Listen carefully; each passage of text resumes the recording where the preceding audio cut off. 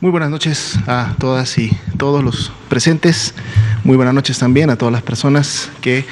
nos sintonizan a través de los diferentes medios de comunicación, redes sociales y otros productos interactivos a través de los cuales se transmite esta conferencia vespertina. Se transmite desde la Ciudad de México, específicamente en Palacio Nacional. Son apenas pasadas las 7 de la noche y bueno, vamos a dar inicio a la conferencia del día de hoy, que es ya la número 262 de todas las que llevamos hasta el momento. Y como lo hemos comentado, pues tienen el objetivo de mantener informada a la población en relación a la evolución, el comportamiento de la epidemia de COVID-19 en México como parte de esta pandemia que estamos lógicamente viviendo todos los habitantes del planeta Tierra. Vamos entonces a iniciar el día de hoy actualizando los datos nacionales, las cifras estadísticas, y vamos a hablar también un poco sobre un componente que ya hemos presentado en ocasiones anteriores y que hoy día vamos a actualizar, que es el tema de los brotes. Vamos a pararnos de este lado para poder tener mejor visibilidad de la pantalla. Estamos también cumpliendo el día número 175 de esta nueva normalidad, ya la tercera semana completa de noviembre. Nos queda solamente una semana completa más de este mes, en el cual ha continuado aplicándose el semáforo de riesgo COVID. El día de ayer dábamos a conocer las nuevas evaluaciones y ponderaciones del riesgo epidemiológico para cada una de las entidades federativas. Sin embargo, todavía tanto el día de hoy como el día de mañana seguirá vigente, si vemos por favor la siguiente diapositiva, este semáforo de riesgo. Por lo tanto, a las personas que están residiendo en estas entidades federativas, recordemos que si están bajando de un naranja a un amarillo, todavía esta disminución inicia el día lunes. Si se encuentran en este semáforo en naranja, hay 18 entidades federativas en naranja todavía, pues bueno, hay que atender las recomendaciones que las autoridades sanitarias locales, tanto estatales como municipales, han implementado durante este tiempo. Recordemos que estas intervenciones, estas actividades, estas solicitudes a la población y la modulación del espacio público, ya sea en el ámbito social, privado, también lógicamente en el ámbito gubernamental, están completamente dirigidas al hecho de disminuir la movilidad en todos estos espacios. Por lo tanto, al disminuir la movilidad, disminuir también la posibilidad de la interacción cercana entre personas y que entonces esto lleve a un contagio del virus SARS-CoV-2 que generaría enfermedad COVID-19. Entonces, por eso la importancia de acatar cada una de las recomendaciones que se emiten de manera local, sobre todo si nos encontramos en entidades federativas en los niveles más altos del riesgo, que son precisamente el máximo y el alto, que son el color rojo y el color naranja. En el caso de las entidades en amarillo y verde, que son los niveles más bajos de riesgo, tampoco no significa que ya podemos abiertamente o sin tomar ninguna precaución realizar nuestras actividades. No es así. Cada uno de los 4 niveles tiene al menos un riesgo y por lo tanto hay actividades, sobre todo aquellas que son masivas, grupales, que no deberían de todavía realizarse, o aquellas que en su momento pueden llevarse a cabo siempre y cuando se mantenga un aforo reducido, un pequeño número de personas, y más allá del nivel de riesgo en el que nos encontremos, hay que recordar siempre que la también mejor medida preventiva para poder prevenir precisamente un contagio de la enfermedad es poder poner en práctica e interiorizar ya como un hábito del día a día estas acciones en lo personal que hemos también estado recomendando. Recordemos, el primero de ellos es la sana distancia. Si yo me mantengo una sana distancia, mínimo 1.5 metros, ideal 2 metros de otra persona, esa sana distancia va a reducir la probabilidad de que si esa persona se encuentra enferma o porta el virus de COVID-19, pueda llegar a mis vías respiratorias por lógicamente la acción de toser, estornudar, hablar, cantar o gritar de esta persona. Pero si yo mantengo esa sana distancia siempre y en todo momento, entonces estoy contribuyendo a evitar ese mecanismo de transmisión. Si yo estoy permanentemente lavándome las manos, ya sea a través del agua y el jabón, que es lo más recomendado. Si no lo tengo a la mano, lo puedo hacer a través de aplicar el gel con alcohol, mínimo 70%, para producir esa limpieza en mis manos, y entonces así evitar que si yo había tocado alguna superficie que pudiera tener en ese momento virus frescos de personas que lo hubieran tosido, estornudado en esas áreas, pues entonces yo, al desinfectar mis manos, estoy previniendo que si involuntariamente toco algunas de mis entradas a mis vías respiratorias, como la boca, como la nariz o como los ojos, entonces me pueda llevar y auto-inocular un virus que en su momento estaba en alguna superficie. Entonces el lavado de manos, muy importante, lo tenemos que hacer varias veces al día, sobre todo cuando hemos estado en el espacio público o realizando actividades fuera de casa. Si hemos estado en un ambiente en donde hemos interactuado con personas, cada vez que salgamos de ese ambiente, lavarnos las manos, y siempre tratar de no tocar la boca, la nariz y los ojos. Muy importante, si estamos con signos y síntomas de enfermedad respiratoria, ¿sí?, lo mejor es, si son síntomas leves y no soy una persona que tiene un factor de riesgo, pues quedarme en casa a solucionar mi problema de salud o hasta que mi sintomatología mejore. Pero si tengo síntomas y soy una persona con factores de riesgo, con comorbilidades de las que ya se han mencionado ampliamente, entonces debo de demandar rápidamente atención médica para que un profesional de la salud mantenga un seguimiento de mi estado de enfermedad y entonces vea que ésta no empiece a complicarse, no inicien signos de alarma que entonces requieran sí la hospitalización o una atención más especializada. Y entonces, si tengo que salir a realizar esa consulta médica o tengo que ir a una unidad de salud, la importancia de usar el cubrebocas, porque entonces de esa manera voy a evitar que en el trayecto de mi domicilio a la unidad de salud, mi tos, mis estornudos estén dispersando el virus. Y el uso del cubreboca también se recomienda en personas sanas que no tienen síntomas cuando están en ambientes o espacios cerrados públicos o en lugares o en áreas en donde no se puede guardar la sana distancia y entonces por lo tanto hay un riesgo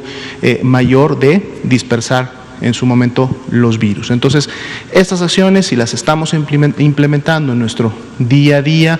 las convertimos en hábitos, es lo que va a contribuir tanto en lo personal como de manera colectiva, comunitariamente hablando, también a disminuir los mecanismos de transmisión y por lo tanto evitar que yo enferme, pero muy importante también evitar que otras personas pudieran enfermar. Vamos a ver entonces ahora la estadística de esta noche, si nos comparten la siguiente diapositiva, muchas gracias. Aquí tenemos precisamente nuestra curva epidémica, es un gráfico que en su momento estamos representando con dos ejes verticales y uno horizontal. En los ejes verticales van a haber dos tipos de mediciones. En el lado izquierdo tenemos los casos, es decir, las personas que en su momento fueron notificadas al ser clasificadas como casos sospechosos. Por eso vemos distribuidas en las barras a las 2.684.780 personas que para el corte del día de hoy fueron en algún momento clasificadas como caso sospechoso y notificadas a la herramienta informática que integra toda la información que se envía de las 32 entidades federativas y lógicamente de todas las unidades de salud que en su momento participan en la vigilancia epidemiológica, y las vemos distribuidas por semana epidemiológica de su inicio de síntomas, y entonces eso nos permite ver semana con semana cuántas personas están presentando signos y síntomas respiratorios y por lo tanto potencialmente pudieran ser casos de COVID-19. En la vertical del lado derecho lo que vemos es la positividad y entonces ahí estamos midiendo y viendo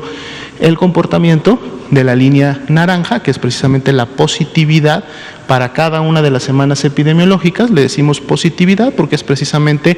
esa proporción de personas que dieron positivo a la prueba de COVID-19 del total de personas que en su momento se les realizó un proceso de laboratorio, es decir, se les tomó una muestra, se envió a un laboratorio regional y este emitió un resultado.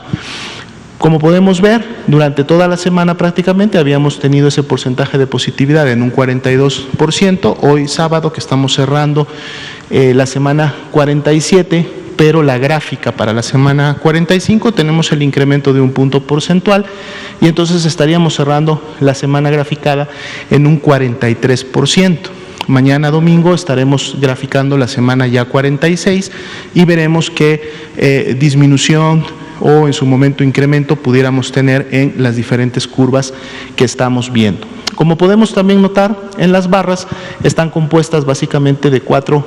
colores diferentes y cada uno de los colores van a ustedes a encontrar los números acumulados hasta el momento o hasta el corte de la información para cada uno de los colores que está representado en las barras. Los que destacan por su cantidad, lógicamente, son las barras de color verde que están hasta la parte superior y estas son precisamente las personas que de ese gran total de más de 2.684.000 personas ya para el día de hoy dieron negativas a la prueba de COVID-19 que pretende identificar la presencia de virus SARS-CoV-2, es decir, 1.259.975. Y el otro grupo que destaca también en cantidad son precisamente las barras de color café claro que están en la parte inferior y representan ahora sí a las personas que han sido ya clasificadas como casos confirmados de COVID-19,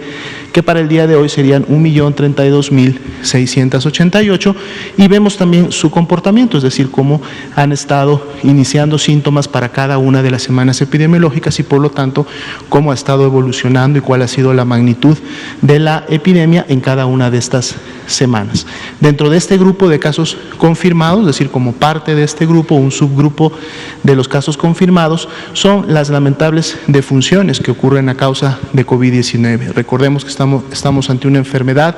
que puede ser grave, que lo es sobre todo precisamente en las personas con factores de riesgo, con comorbilidades ya identificadas y que es una enfermedad que se puede complicar al punto de causar la muerte. Y hasta el momento son 101.373 las personas que lamentablemente han perdido la vida a consecuencia de estas complicaciones y se encuentran también identificadas en la plataforma. Si vemos la siguiente diapositiva, aquí actualizamos nuestra curva de casos estimados, es decir, ya pasando a una estimación, agarrando todos los casos o personas que han sido confirmadas y además sumando por porcentaje de positividad todas aquellas que todavía tienen pendiente un resultado o una clasificación, llegamos a una cifra de más de 1.197.000 que ya para el día de hoy pudiéramos decir son casos de COVID-19 registrados en la herramienta informática, es decir, en el sistema de información. Y lo que hacemos es también los graficamos por semana epidemiológica de inicio de síntomas y eso entonces nos permite observar el comportamiento de la epidemia a nivel nacional. El día de hoy estamos cerrando con un más 3% en relación al comportamiento entre la semana 44 y la semana 45, que ya evidenciaba una disminución de lo que estábamos observando en la semana 43, después de haber tenido 4 semanas de un incremento desde el punto más bajo al que habíamos llegado del comportamiento de la epidemia. Aquí también el día de mañana, cuando grafiquemos la semana 46, veremos si esta curva, qué tendencia nuevamente vuelve a tomar y cómo abre la semana y cómo se estará lógicamente comportando en los siguientes días. Cerramos la semana y lo tuvimos durante toda ella el 3% de casos activos, es decir, la proporción de personas que iniciaron con signos y síntomas en los últimos 14 días y que por lo tanto representan la epidemia activa en México, es decir, son las personas que en las últimas 2 semanas han tenido COVID, que por lo tanto en ese mismo periodo ha habido la posibilidad de que transmitan la enfermedad, contagien a otras personas y ya toda la diferencia, es decir, el 97% que no forman parte de este 3%, pues ya son casos históricos, son casos en la historia de lo que ha pasado desde fines de febrero, de cuando inició la epidemia en México. El día de hoy son prácticamente o casi 775,000 las personas que también se han recuperado precisamente de la enfermedad, y podemos ver también este comportamiento estimado en la línea de color verde, que para el cierre entre la semana 44 y 45 tiene un incremento del 9%, y podemos ver que prácticamente va en una imagen espejo de lo que está sucediendo con la cantidad o la totalidad de los casos que se han estado confirmando. En la siguiente diapositiva veremos ahora el comportamiento de la mortalidad.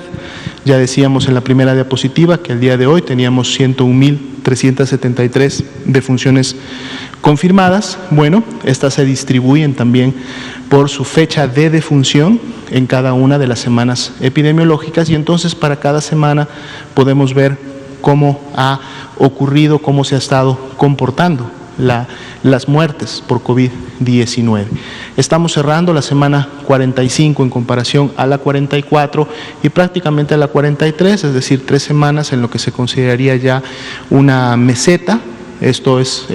fue bueno en el sentido de que entre la semana 42 y 43 teníamos una tendencia ascendente de la mortalidad, y esa tendencia ascendente se revirtió ya en las últimas 3 semanas, manteniendo una estabilidad. Veremos el día de mañana que graficamos la semana 46 si esta tendencia se mantiene o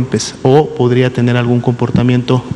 diferente. Lógicamente, lo que todos quisiéramos es de que semana con semana empezar a ver una disminución en la mortalidad para en un futuro poder llegar a 0 y no tener ninguna persona que falleciera a causa de COVID-19. La disminución que hemos tenido desde la semana epidemiológica, donde tuvimos la mayor cantidad de defunciones, que fue la 28, continúa siendo de un menos 44% para efectos de poder identificar la disminución general o de este punto más alto que en algún momento tuvimos en la epidemia de lo que va en México. Veamos la siguiente diapositiva. Actualizamos la ocupación y la disponibilidad hospitalaria. Esta es específicamente de las camas generales, aquellas que se destinan para los pacientes graves, aquellos que presentan signos de alarma, complicaciones y que requieren ser hospitalizados. Algunos inclusive de manera temprana, a lo mejor no están tan graves, pero lo hacen de manera temprana para poder proveerse de oxigenoterapia, que es importante, sobre todo cuando el intercambio gaseoso en los pulmones por la inflamación de estos se empieza a ver afectada. Como podemos ver, la gran mayoría de las entidades federativas tiene una muy buena disponibilidad de camas generales, es decir, están preparados, tienen suficiencia para en su momento poder atender a las personas que así lo requieran. Solamente 7 entidades federativas, digamos, que han llegado o superado ocupar más de la mitad de sus camas. Con un 50% está Hidalgo, lo sigue Chihuahua y Ciudad de México con un 60%, Zacatecas con un 63%, hablando de la ocupación, Nuevo León con un 66%, Coahuila con un 67% y Durango con un 79%, que sería el único estado que estaría en este momento rebasando ese nivel de seguridad que hemos hablado, que es del 70%. Cuando pasamos el 70%, se prenden un poco las alarmas porque pues estamos entrando ya a solo un 30% de disponibilidad, que si esta no es controlada a través de acciones comunitarias para disminuir los contagios o a través de la reconversión y expansión de las camas hospitalarias, pues bueno, se corre un riesgo de que en algunas o varias unidades médicas o en municipios podamos empezar a tener ya saturación de hospitales. Esto es algo que se monitorea de manera diaria, constante, se está en continua comunicación con las entidades federativas, lógicamente sobre todo con aquellas que están rebasando los 50 y aquella que rebasa el 70, para estar siempre muy pendiente de que tengan todo lo que se requiera para que si necesitan reconvertir o expandir, lo hagan de manera inmediata y entonces siempre puedan tener camas disponibles. Si vemos la siguiente diapositiva, ahora enfocamos a las camas con ventilador, que son para los pacientes más críticos, es decir, aquellos que necesitan ser intubados para poder tener apoyo mecánico ventilatorio y que esto entonces contribuya a que el intercambio gaseoso y por lo tanto la ocupación de oxígeno por todo el sistema del organismo sea la óptima y todos nuestros órganos puedan seguir funcionando. Aquí tenemos solamente 3 entidades que en su momento han llegado al 50 o lo han rebasado, son Nuevo León, la Ciudad de México, apenas rebasando 50-55, y tenemos Aguascalientes con el 60%. Aquí sin ninguna entidad está superando ese nivel de seguridad de un 70%, sin embargo sí hay un enfoque importante en estas 3 entidades federativas para día con día, momento con momento, estar revisando que esto no vaya a tener un incremento importante en cada una de las 24 horas. Todas las demás entidades federativas tienen muy buena disponibilidad y lógicamente esta gráfica, como la gráfica anterior, también nos brinda información de la cantidad o la magnitud de enfermedad grave que está ocurriendo en cada una de las entidades.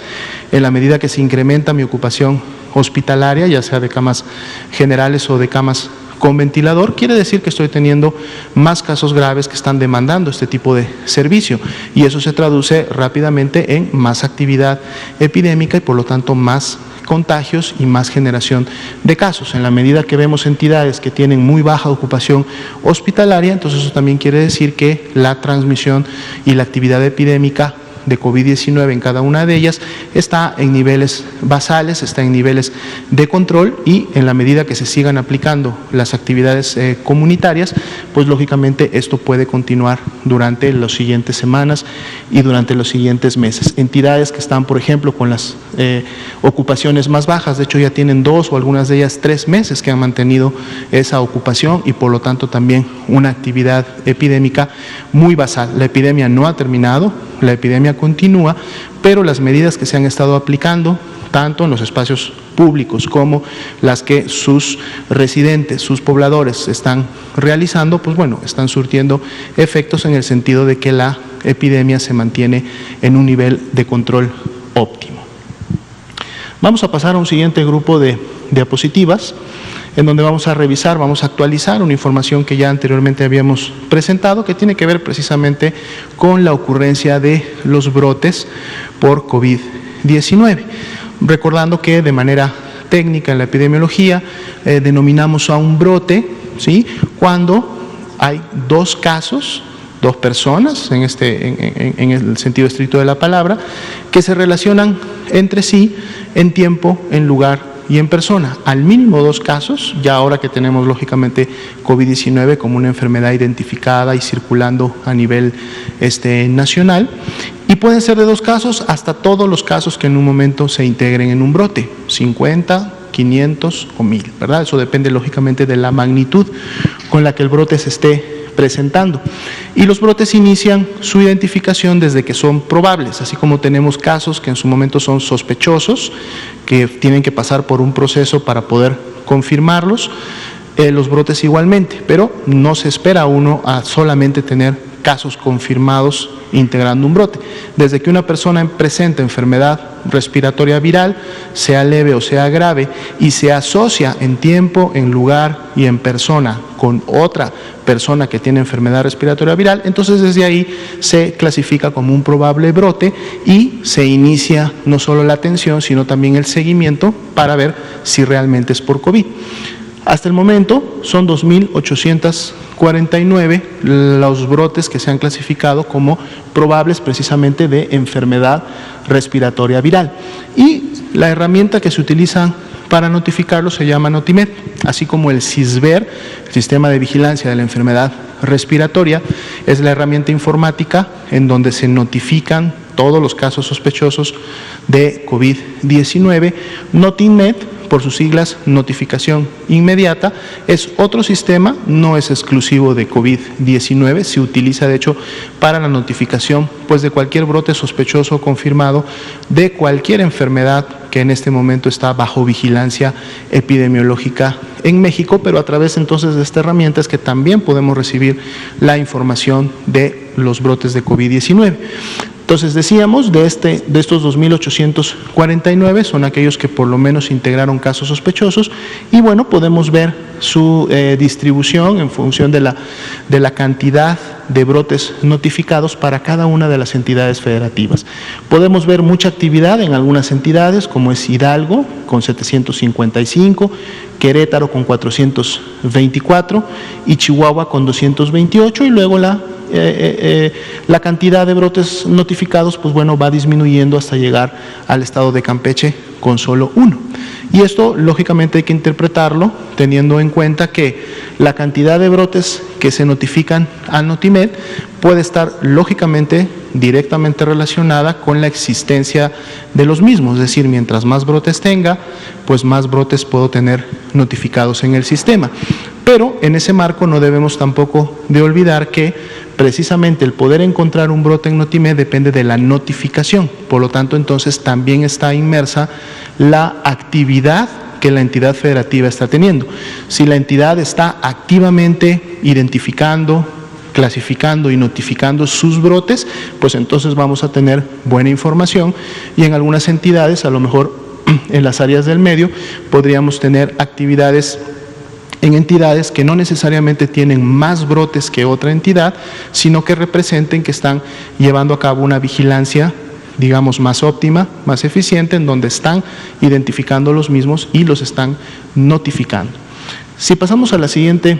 diapositiva, ahora nos vamos a quedar solamente con el grupo en donde sí se confirma ya o se habla de que tenemos casos de COVID-19 involucrados en el brote, es decir, ya con el seguimiento del brote y por lo tanto con la identificación y confirmación de sus casos, bastaría con confirmar una persona a COVID-19 y hacer las asociaciones epidemiológicas para decir entonces que un brote sospechoso pasa ya a ser un brote por COVID-19. Lógicamente, si identificamos más casos involucrados, el brote queda confirmado. Y eso ha sucedido entonces en el 93% de los brotes sospechosos, es decir, 2.746 ya se conforman ahora como los brotes probables, en donde al menos se identificaron casos de COVID-19 involucrados. Y bueno, también tenemos aquí la distribución para cada una de las entidades federativas. Continúa Hidalgo con 733, Querétaro con 420, Chihuahua con 226, y de ahí va disminuyendo la magnitud para cada una de las entidades. Campeche, el brote sospechoso que tenía, a su vez también es un brote ya más probable de COVID-19. Veamos la siguiente diapositiva. Aquí lo que vamos a ver es que todas las instituciones en su momento participan en la identificación y en la notificación de los brotes. Podemos ver claramente que las mayores unidades que en su momento han identificado y notificado brotes pertenecen a la Secretaría de Salud. Estamos hablando de los servicios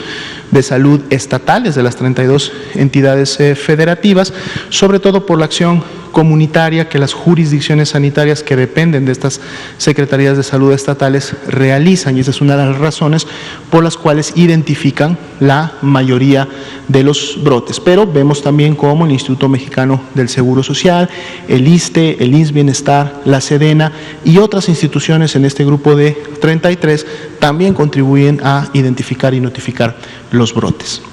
La siguiente diapositiva, por favor.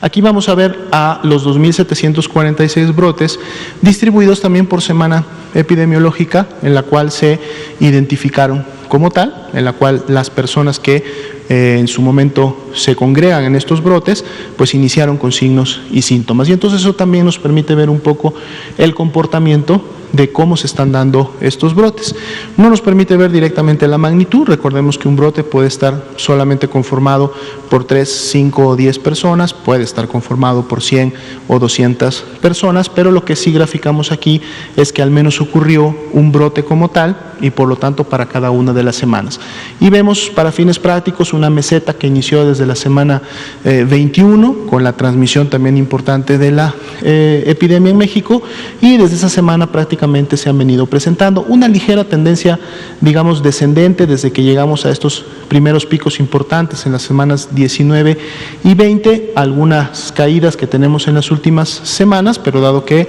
los casos se siguen confirmando, recordemos que siempre las últimas semanas debemos de verlas con cautela, en la medida que una vez que se van confirmando los casos o se van integrando por efectos de la notificación más personas, estos números nuevamente pueden volver a los niveles que estábamos viendo en semanas previas.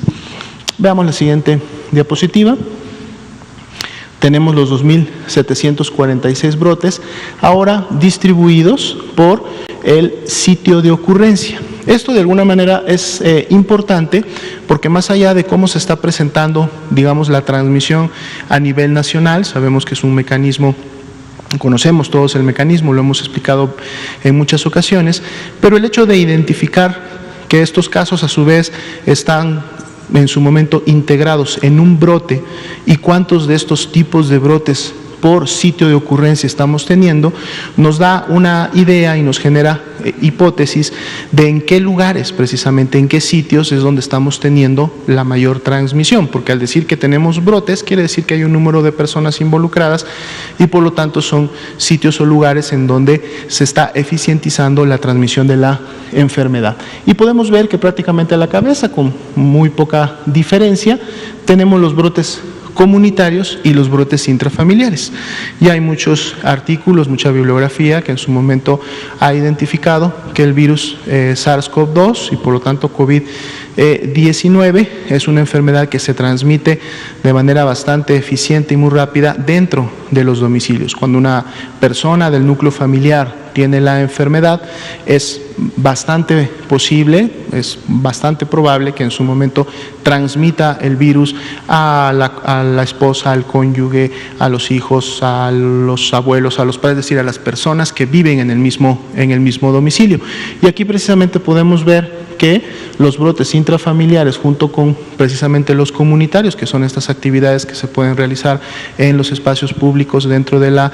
comunidad, son los que han representado la mayor cantidad en relación a todos los brotes identificados. Lo siguen en número el intrahospitalario y el laboral, y sabemos también que en los lugares o en las áreas de trabajo es donde podemos tener también una importante interacción y que si no aplicamos las medidas preventivas también en nuestros espacios de trabajo, tanto como la sana distancia, el uso del cubrebocas, y estamos sobre todo en ambientes en donde estamos con varias personas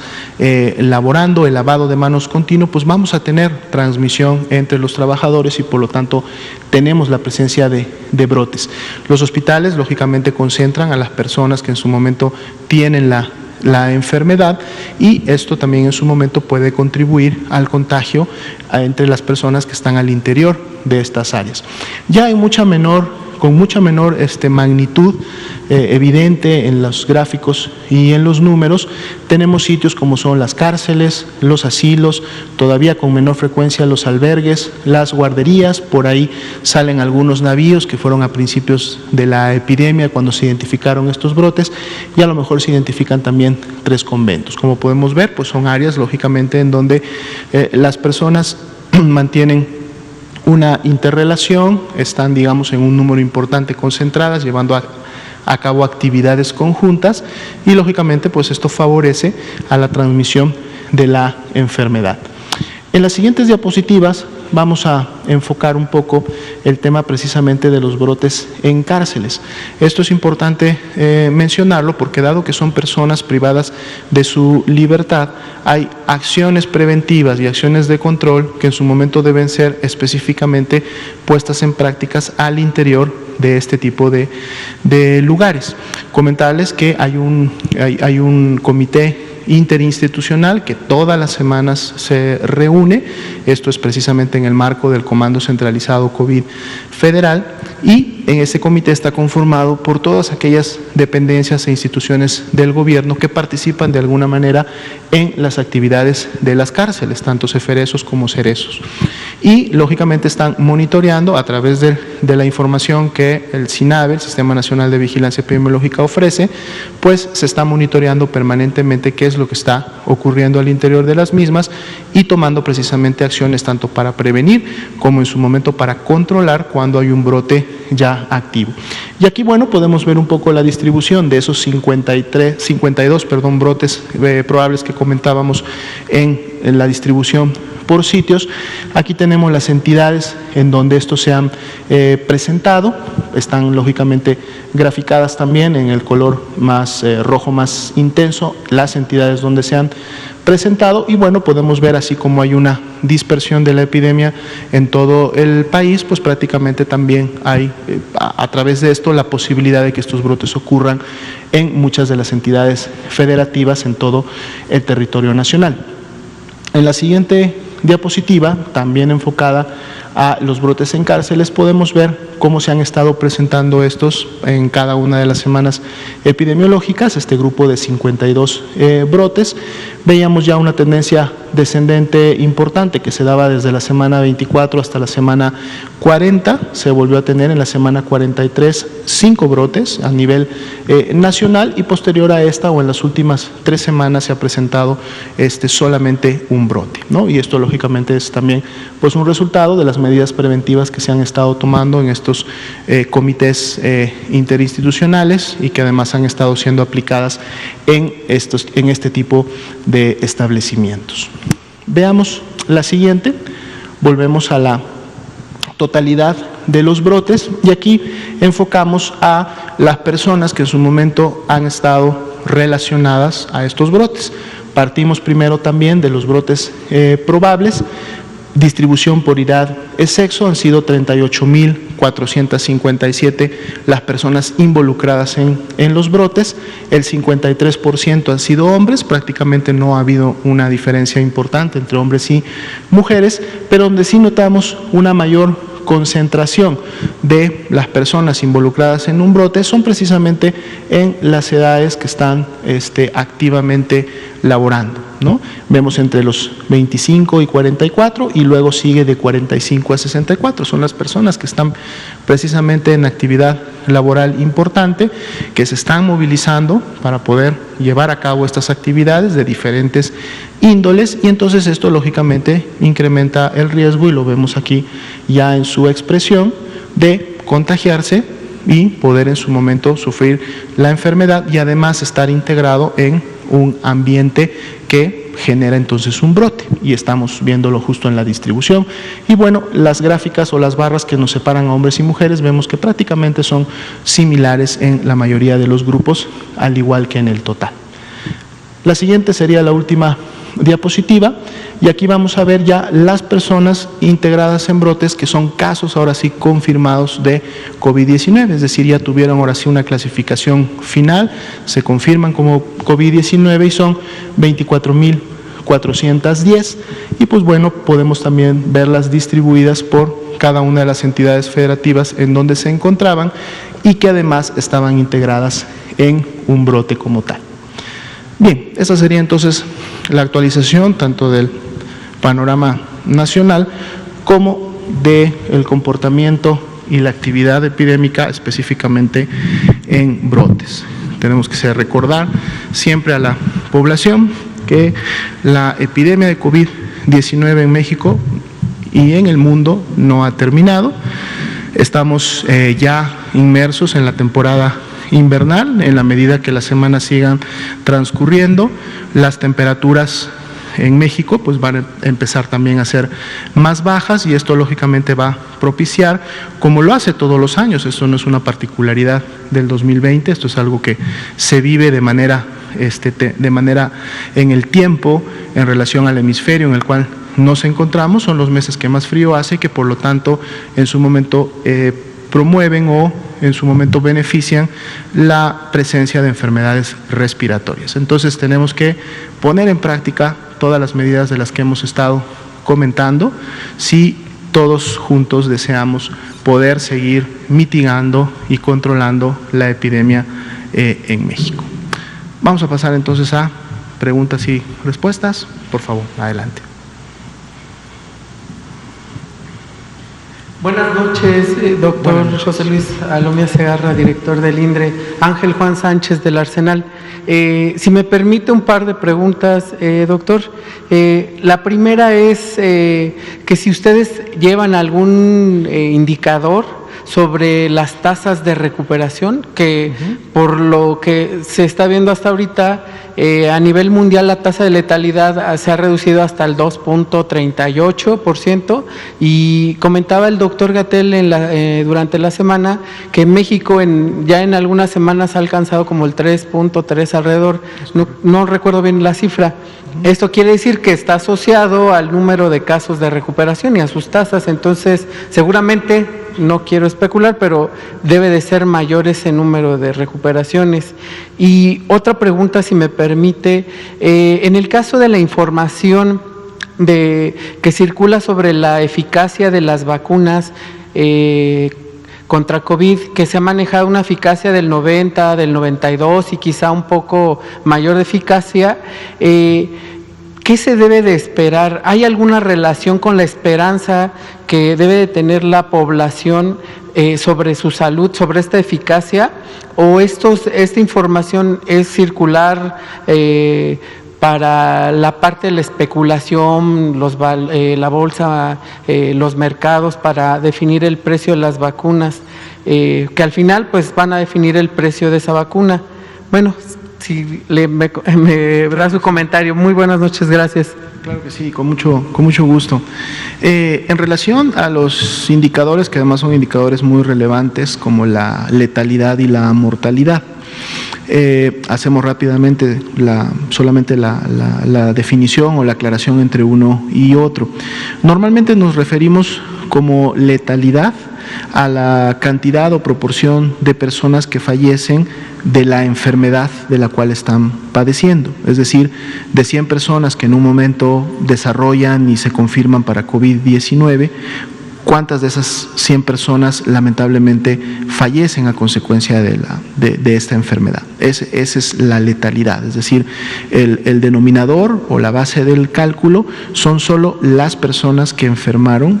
en este caso de COVID-19. Y en el caso de la mortalidad, que también es un indicador muy importante, porque además es el que nos permite en un momento hacer comparaciones, inclusive entre otros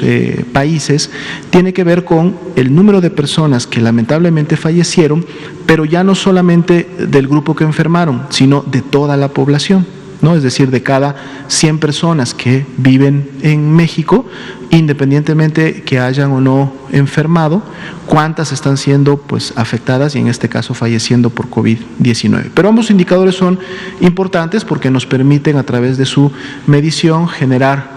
hipótesis en relación a lo que pudiera estar pasando en los dos niveles, y entonces lógicamente realizar estudios más a fondo y en su momento implementar acciones. Como bien lo comentabas en la pregunta, en la semana, y de hecho vamos a actualizar este gráfico muy probablemente para el día martes, a lo mejor lo vamos a establecer en un día fijo de la semana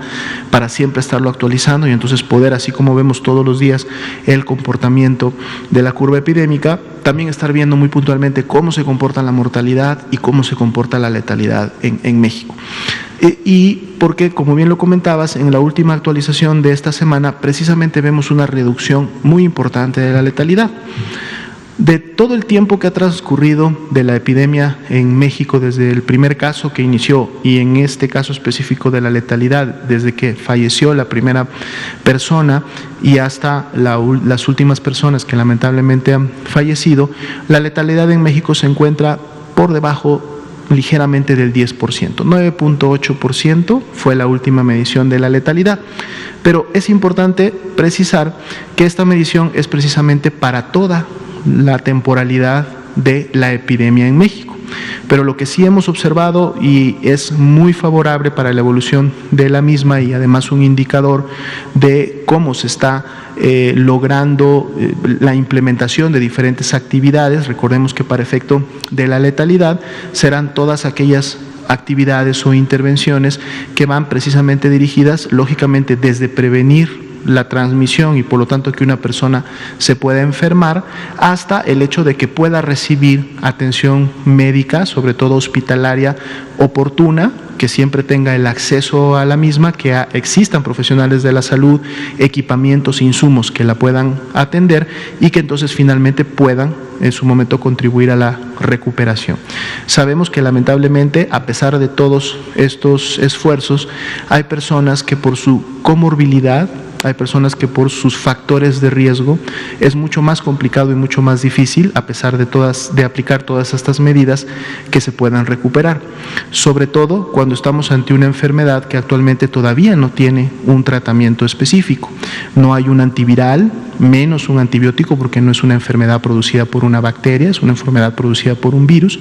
Entonces no tenemos un medicamento que específicamente ataque al agente infeccioso, que en este caso es el virus, y entonces contribuye a que la inmunidad de la persona pueda responder. Dado que eso no existe, son prácticamente las medidas suplementarias o aquellas que van enfocadas a atender las complicaciones que la enfermedad puede producir, no solamente en los pulmones, que es el órgano blanco, donde lógicamente ataca de entrada y de manera directa el virus, sino que a través de este ataque a los pulmones y de esta interacción o de esta afectación del intercambio gaseoso, pues bueno, termina atacando otros órganos.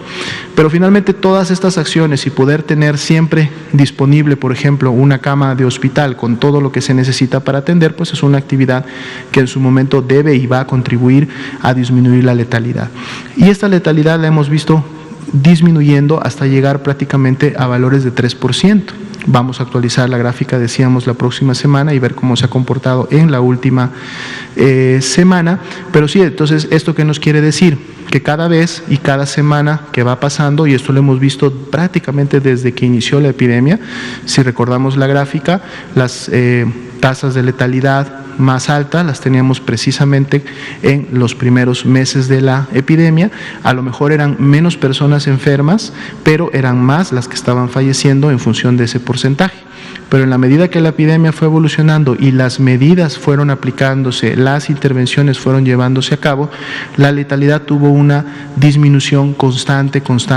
con cada semana epidemiológica. De hecho, este acumulado de 9.8% lo vimos precisamente en la semana epidemiológica número 29, es decir, cuando teníamos la mayor carga de casos o la mayor magnitud epidémica que hasta el momento hemos tenido en México de la epidemia. Y aún así, después de eso, continuó disminuyendo hasta prácticamente este 3%, alrededor de un 3% que hemos alcanzado en las últimas semanas. Un comportamiento similar lo hemos visto en la mortalidad, en donde también la mortalidad ha venido disminuyendo. Tuvo un ligero incremento similar al que veíamos en la gráfica, precisamente donde monitoreamos el comportamiento de las defunciones, en donde vimos en algunas semanas un incremento de las mismas. Dado que este indicador lo que mide es la base poblacional, pues entonces también la mortalidad refleja un incremento como tal, pero posterior a ese y en semanas más recientes, nuevamente la mortalidad vuelve a disminuir. Y esto lógicamente es la curva o la información nacional. Pero cuando vemos algunas entidades federativas, sobre todo aquellas que tienen ya varias semanas bajo control la epidemia, vemos que la mortalidad y la letalidad todavía es mucho más baja de ese 3% y de los datos nacionales. Tenemos entidades federativas como precisamente han sido Chiapas, Campeche, en donde en semanas enteras no han tenido más de 10 o 15 defunciones, o en donde ha habido días en los que ya en un día no han tenido una defunción a causa de COVID-19. Y lógicamente eso es un poco la expectativa de lo que se quisiera lograr pues en todas las entidades federativas, porque a la medida que esto llegue a esos niveles es que entonces tanto la mortalidad como la letalidad nacional vamos a poder ver que se acerque lo más posible a un 0% hasta cuando en algún momento en el futuro, así como sucede ya en los últimos años con influenza, en varios meses del año, sobre todo cuando no hay circulación viral, podamos ya no tener afectaciones, en este caso la mayor afectación que es la defunción entre las personas, ¿no? Y sí, esto también es un comportamiento que se ha visto, digamos, a nivel mundial y tiene que ver lógicamente también con la comprensión y con el mejor conocimiento que se va teniendo de la enfermedad, de cómo esta evoluciona, cómo esta afecta a una persona, y entonces nos ayuda a todos los sistemas de salud en el mundo, incluido a México, a poder definir siempre la mejor manera de cómo prevenir, en su momento controlar, y el tema de la atención médica que tiene que ver con COVID-19. En relación a la eficacia de las vacunas, efectivamente muchas de las farmacéuticas, consorcios que hasta el momento han estado desarrollando la vacuna, han empezado, digamos que a comunicar resultados preliminares de sus estudios. Es importante comentar que hasta el momento ninguna de estos desarrollos, de estas prevacunas, digamos, todavía ha publicado ya finalmente sus resultados de la fase 3 de sus protocolos, ¿no? Entonces sí es muy importante que podamos esperar a que se realicen las publicaciones oficiales, que además no solamente basta con que se lleve a cabo la publicación, porque finalmente la publicación sería lo que la farmacéutica o el consorcio hubieran encontrado en relación a sus ensayos. El siguiente paso, y un paso muy importante, es que estos hallazgos, estas publicaciones, es decir, los resultados de todas sus fases de ensayo clínico, sean revisados y avalados por las autoridades internacionales competentes, y entonces sean estas las que finalmente certifiquen que lo que se está reportando, tanto en la efectividad, tanto en su momento en la seguridad de la vacuna y en la viabilidad que se tiene para poderla implementar en un programa de vacunación nacional, sean las que las empresas, las farmacéuticas estarían reportando. Lógicamente esto lo coordina de manera general y de manera técnica la Organización Mundial de la Salud, pero también hay instituciones internacionalmente bastante reconocidas en Europa y en Estados Unidos sobre todo, que también llevan a cabo estos procesos. Más allá de que estos procesos en su momento se den en el ámbito, digamos, general o para cada una de ellas, lógicamente en México también tenemos una dependencia, un organismo que se encarga de llevar a cabo este tipo de revisiones. Lo hace de hecho año con año para efectos de todas las vacunas que llegan al país y que forman parte del Programa Nacional de Vacunación, que es la COFEPRIS. Y la COFEPRIS lógicamente va a estar atenta no solamente a cuando llegue la vacuna, sino desde antes, es decir, cuando ya se empiecen a emitir los diferentes posicionamientos de estas instituciones, organizaciones internacionales de las cuales estamos hablando, y sobre todo también de aquellas vacunas que lógicamente están teniendo sus ensayos en territorio mexicano. Más allá que estas se van a complementar, lógicamente, con la información que se genere de otros países en donde también se está llevando a cabo el estudio. Digamos que en lo general, hasta el momento, lo que hemos visto, que por lo menos en materia de seguridad,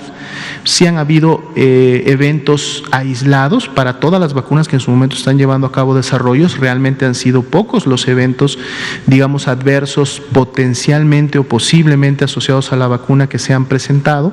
Esto, digamos, es bueno porque entonces quiere decir que las vacunas están cumpliendo estándares de seguridad y por lo tanto no representan un riesgo o van a causar un daño a la persona que se les coloque, porque una vacuna pudiera tener muy buena reacción inmunológica, o sea, pudiera generar la respuesta inmunológica y por lo tanto la protección que se requiere para una persona,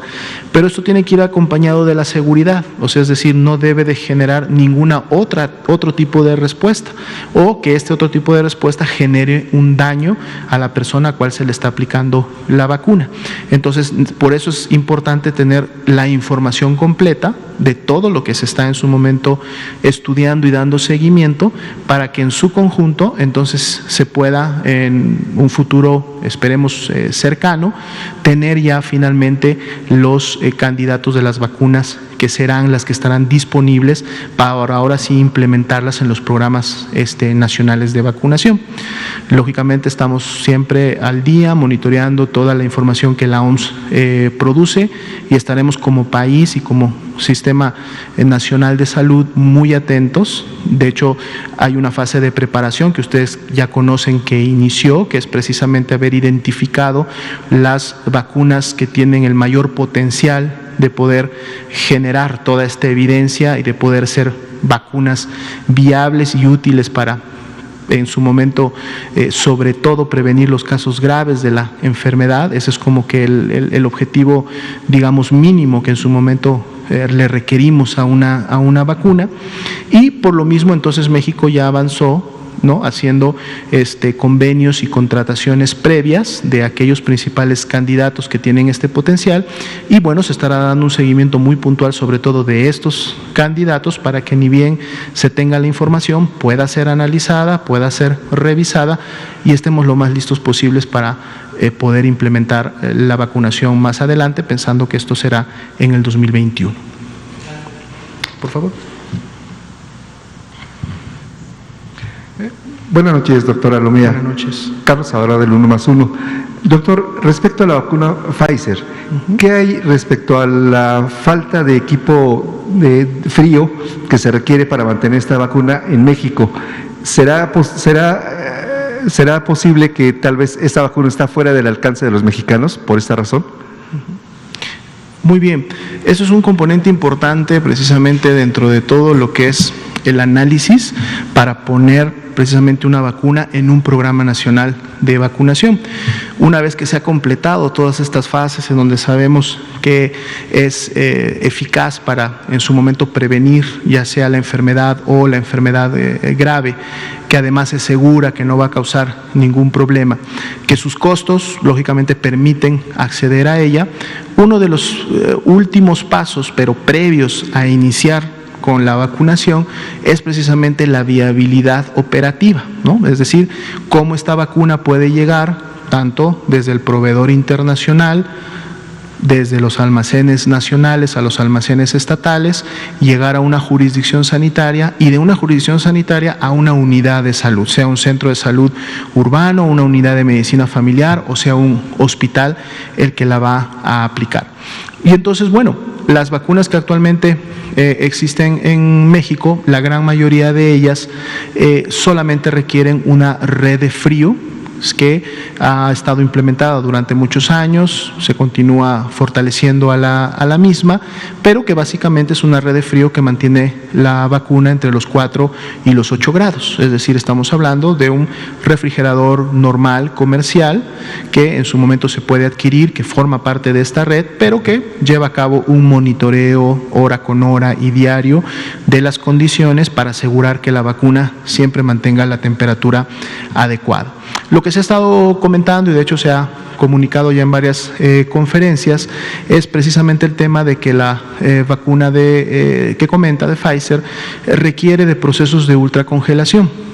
y los requiere precisamente para poder asegurar la eficacia de la vacuna. Es decir, si no se asegura esas temperaturas de ultracongelación, entonces sucede algo que comúnmente llamamos que la vacuna se inactiva, y entonces al inactivarse, pues entonces deja de tener el efecto en la persona y por lo tanto no generaría la respuesta inmunológica para conferir esta inmunidad a una persona. Esto es un tema que no solamente está presente para México, sino que prácticamente ningún país del mundo tiene una red de frío, ya hablando de una red de frío con estas características, ni siquiera los Estados Unidos, que en su momento es el país en donde se está produciendo esta vacuna. Lógicamente eso no deja de lado que en un momento determinado se pueda llevar a cabo pues implementaciones en ciertas áreas o a nivel regional que pudieran en su momento facilitar, pero esto necesita también lógicamente de una logística y de una inversión, porque si no se tienen los equipos, si no se tienen los ultracongeladores y en función de que tenemos un territorio nacional bastante extenso, a lo mejor en países más pequeños o con poblaciones más pequeñas o con una red mucho más sencilla en cuestión de tiempos o de lugares, esta implementación pudiera ser menos complicada, pues en México sí representaría un reto importante. Pero si ustedes recuerdan, pues bueno, en México tenemos ya comprometidas y como decía hace un momento estamos dando seguimiento a toda una serie de vacunas y en función de lo que cada vacuna vaya a representar para la logística, precisamente esta logística puede definir en qué áreas o lugares pudiera utilizarse una vacuna o pudiera utilizarse la otra. Esto es lo que está terminando de verse, porque dado que todavía no hay en este momento la posibilidad de ya seleccionar una vacuna, o sea, todas estas vacunas son prevacunas y todas están en una expectativa de que podamos acceder a ellas y adquirirlas, pero todavía ninguna en su momento está accesible. Entonces, en la medida que esta información se vaya conociendo, se irá también pudiendo ir tomando las decisiones de cuáles vacunas podrán incorporarse al programa de vacunación ya específicamente para COVID-19 y que lógicamente tenga la mejor viabilidad operativa, porque en su momento pues también será importante que los recursos sean utilizados de la manera que permitan comprar toda la vacuna que se requiera para poder cubrir sobre todo al 100% de la población en riesgo y posterior a esta a población que en su momento se quiera evitar la enfermedad, es decir, a nivel nacional, y entonces será mucho más eficiente estar invirtiendo en vacuna que pueda llegar a los puntos más lejanos del país, que pueda asegurar su aplicación en las comunidades rurales, donde también de seguro habrá personas en riesgo que puedan tener afectaciones por la enfermedad,